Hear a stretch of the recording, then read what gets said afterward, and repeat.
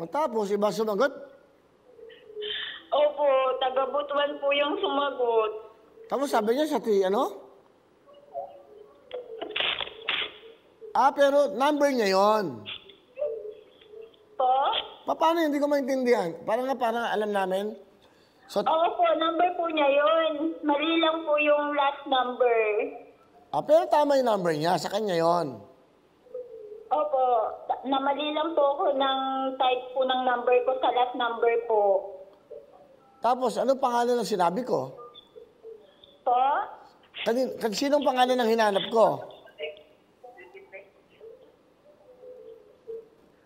Ano po, yung nakalagay po dun sa Facebook ko na Princess Esther.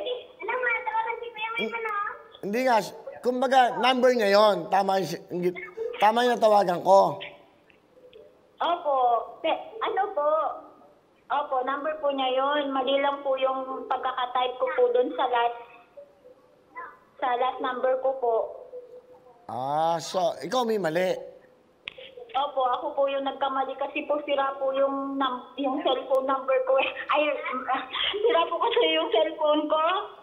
Ano pangalan mo? Hello? Refani Armunda po. Ay, sorry. Sorry, mali ako.